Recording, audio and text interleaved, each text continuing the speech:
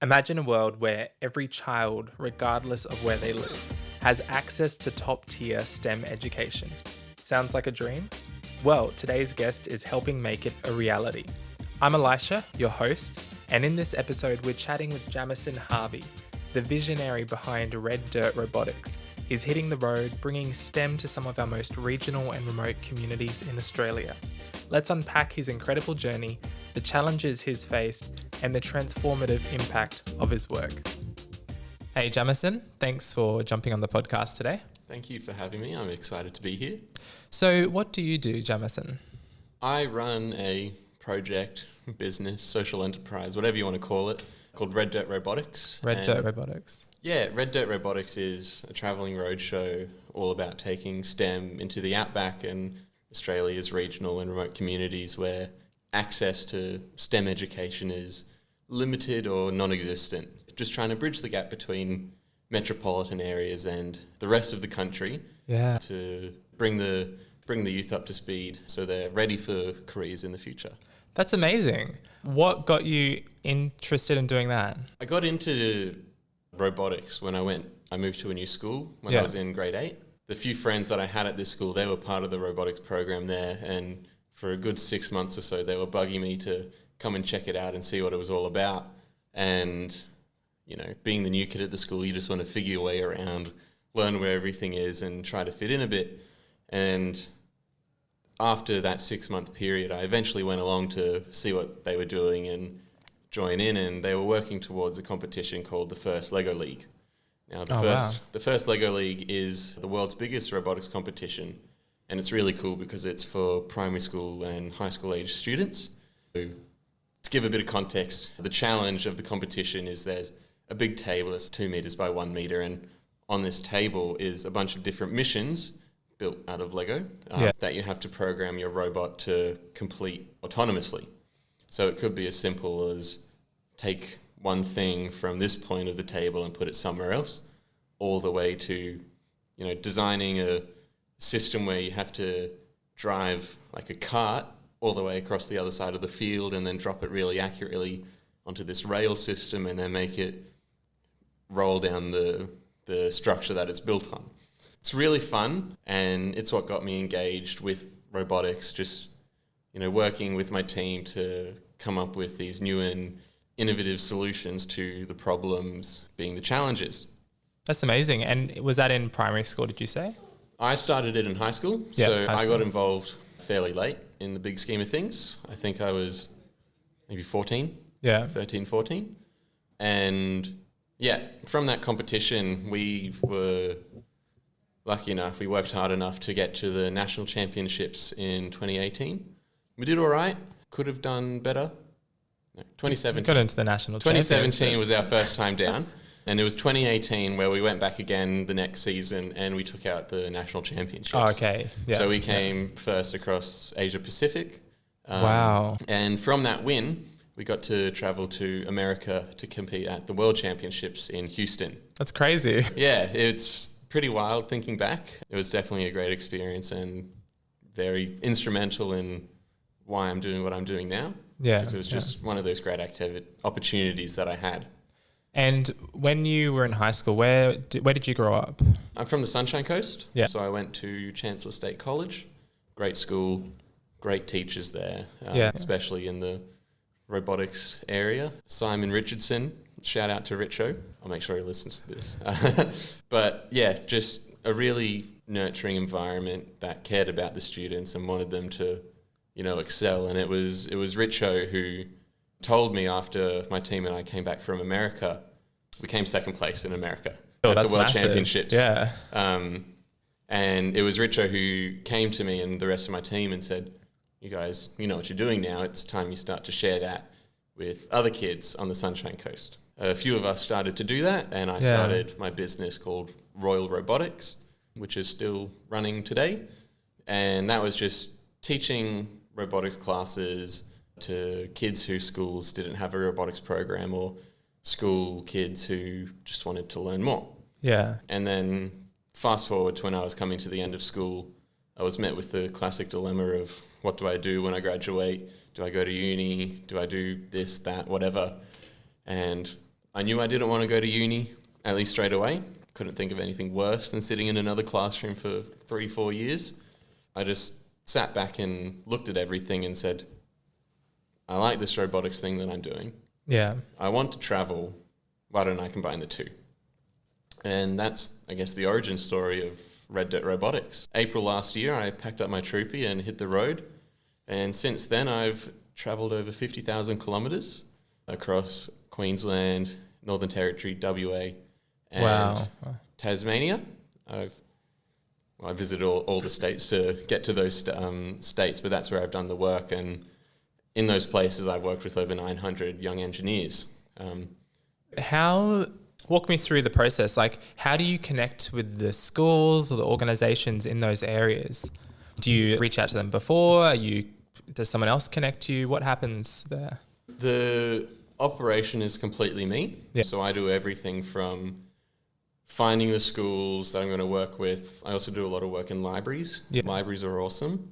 To delivering the content to all of the back-end management that goes along with running a business. Yeah, wow. So when it comes time to be going into schools and libraries, the way I go about that is really, really basic. I'll just get onto Google Maps, look at where I am, look at where I want to go, and then sort of follow the main road to get to wherever that is. Yeah. And then every time I come across a town, I'll zoom in, see if there's a school, and then get onto their website if there is, and just cold call the principal, send them emails, give them phone calls. That's awesome. And then, yeah, the same thing with libraries. The more that I've been doing it, more people have been reaching out to me, which I love. Yeah. Just because it eliminates that one extra thing that I have to do among everything else. And it shows that there's a real interest for it as well. Yeah. And definitely after getting involved with the library scene, especially in WA, because they're all connected, they're state-run. Yeah. Word spreads like wildfire. So after I leave Cairns, I'm heading back to Perth to go up the West Coast, and I've got a week lined up at the Carnarvon Library, a week lined up at the Port Hedland Library and Youth Centre, and then I've spending National Science Week at the Broome Library. Wow. And then just visiting other schools and communities all across the place in between. That's amazing. It's so important. Like, as you obviously know, a lot of rural and even some regional areas, students in them don't get the same access or resources or opportunities all the time as people in the city. No, that's right. And there's a figure done by the Department of Education saying that the average 15-year-old from regional Australia is 1.5 years behind their metropolitan peers.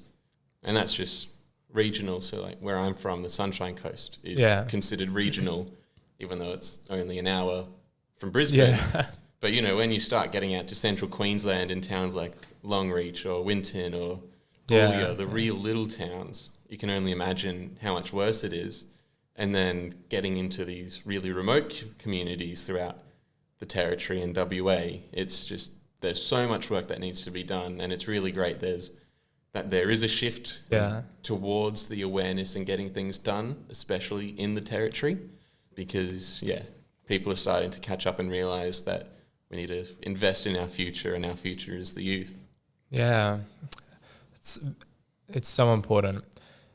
Around your business model, do you have like packages that they pay for? How do you structure that? Because I'm still fairly young as a company, I'm trying to accommodate for everyone as much as I can. And so I'll really work closely with the schools and organisations that I visit to figure out what will be as mutually beneficial as possible. So at the minute, that does mean that I have to charge the schools and the libraries and other organisations that I visit, which I hate doing because schools and libraries, they're already so short on cash to do this stuff to begin with.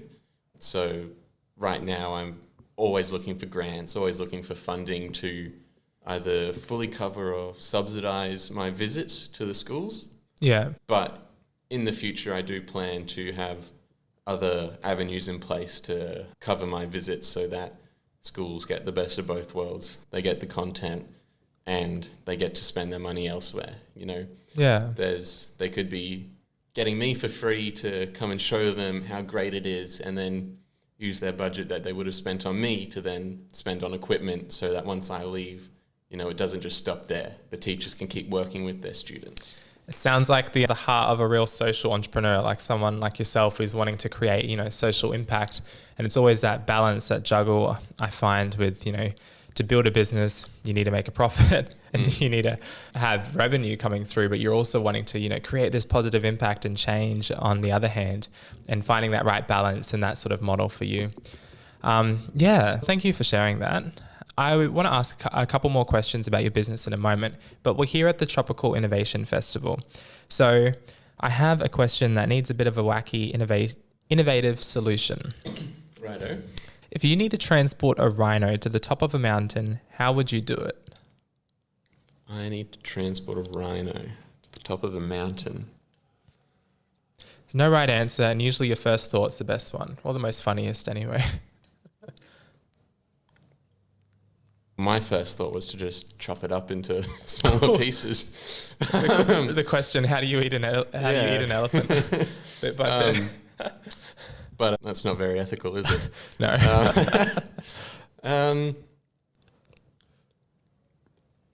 I sit the rhino down and say, we've got to get to the top of this mountain. It's going to be hard. Have a pep talk. Yeah, give it a pep talk. Just because it's a rhino, that doesn't mean it can't climb a mountain. Hashtag rhinos have feelings too. Exactly. We could set the record for the first rhino to climb a mountain. Just, it's all about the mindset. Be an inspiration for other rhinos. Yeah. I like that answer. So back to your business side of things. As a founder, you wear a lot of different hats. You do a lot of different things. Things don't always go to plan. It's not always rainbows and butterflies or whatever. Since you packed up the Troopy and started on this journey, have you experienced any major challenges? Like, what's it been like? Where do I start?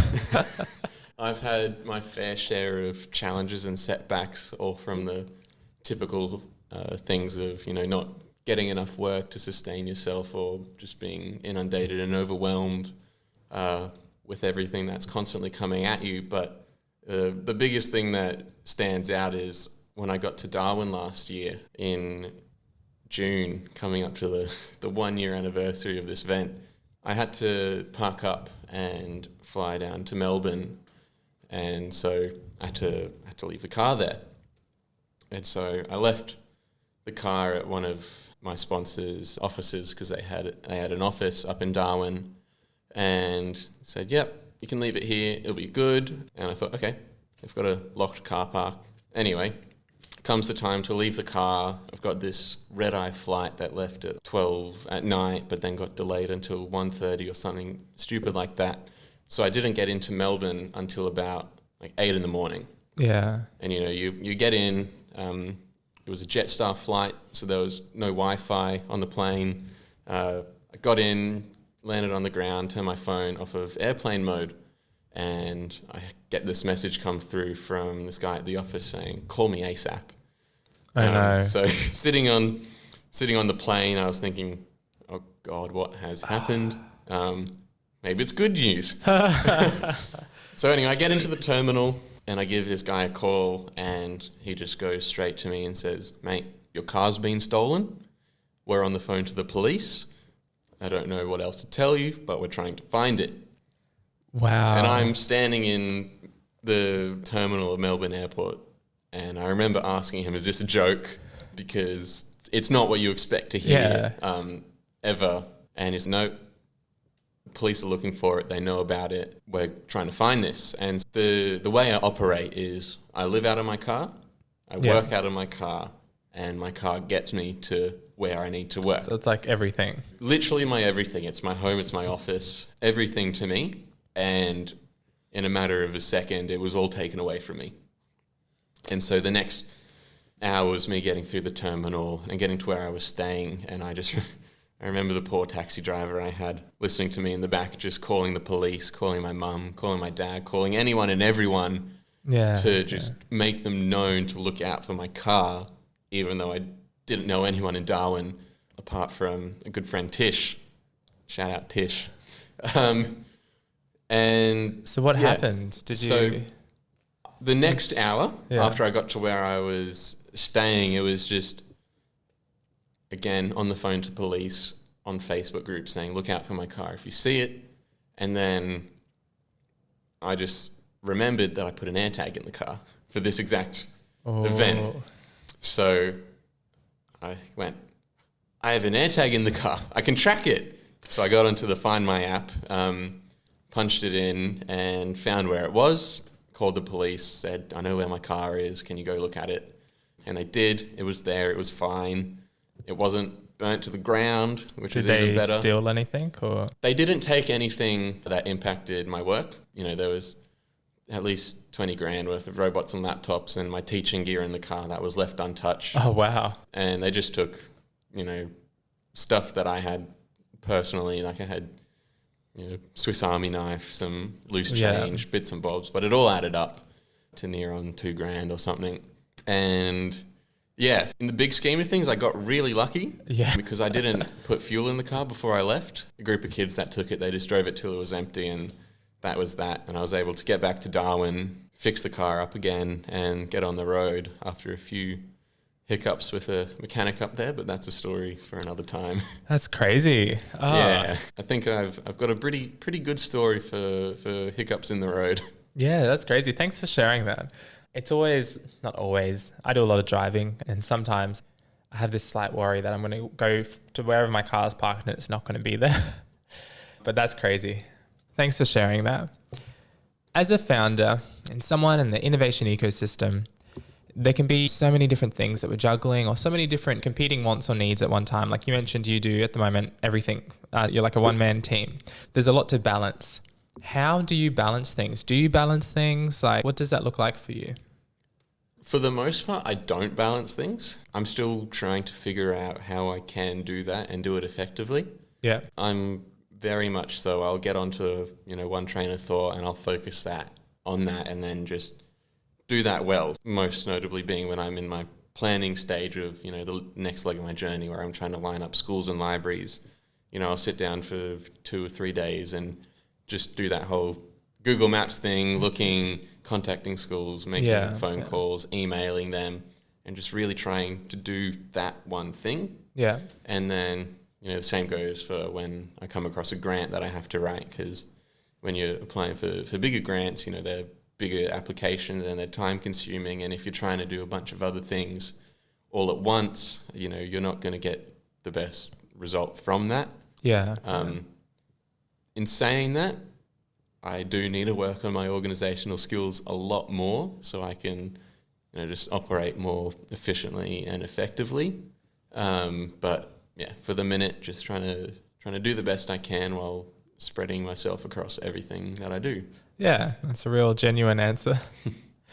So what would you say your superpower is? Like the thing that you're the best at or the thing that you just thrive, you just really like doing?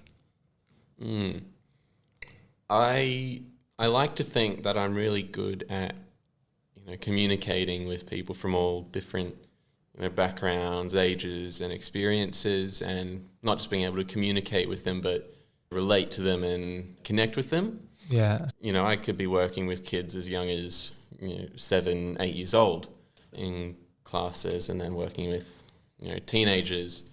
But then when I'm out and about between work, stay at caravan parks every now and then, and there's all the grey nomads getting around who are, you know, double my age at least. Yeah, I can still have a good yarn with them and just talk about things. And the same goes for the different backgrounds that I work with. So I do a lot of work with Indigenous communities and First Nations kids.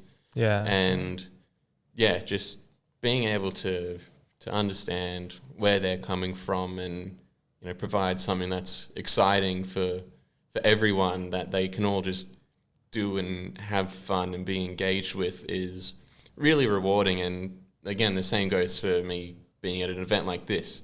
You know, I'm a 19-year-old who's doing this crazy thing, running around in the bush, yet I'm talking with, you know, VC firms, the lead software engineer at Google. Yeah, it's endorsed crazy. Me this morning. So yeah, just being able to talk with anyone and everyone, but not in, you know, a showy way. Just really trying to talk with people and understand who they are and why they do what they do, and Yeah. all that sort of stuff there. I love that. And what's the big picture for Red Dirt Robotics? Like, obviously you're doing a lot now and what you're doing is amazing, but like, where do you see yourself going? What's the big picture for Red Dirt Robotics? Where would you like to be? I have lots of goals and aspirations and big picture ideas for Red Dirt Robotics. But the main things that I'm wanting to have is more of me. Yeah. More people in more places doing more work more often. Yeah. You know, Australia's a massive place. I'm one person. I can only do so much without burning myself out. And, you know, the fact that I've already done as much as I have myself, you know, it really shows how much more of an impact can be had on so many youth all across the country if there were just more people. You know, there could be someone in WA, someone in the Territory, someone in Queensland, someone that does, you know, the southern states, and just focuses in on them, working with schools for longer periods of time, more regularly, so that it's not just this one and done thing. You know, you rock up, you leave, and nothing's ever done about it again. Yeah. And with that, as I was mentioning earlier, having it so that schools don't have to pay or don't have to pay as much as they currently are, to just eliminate as many barriers as possible for entry, and then also be developing curriculum plans and content bundles and packages for these schools with staff that don't know where to start or they don't know where to go, so they have a framework and a structure to follow, so it's not as daunting of a task to do. It's amazing. It's such a wholesome sort of vision. Yeah, no, I really applaud you and really admire what you're doing. Thank you for coming on and sharing a small bit of what you're doing and where you've been. We're at the Tropical Innovation Festival here, so I just want to finish off by asking you a few questions around the festival. If you're to finish this sentence, Tropical Innovation Festival is, what would you say? Oh.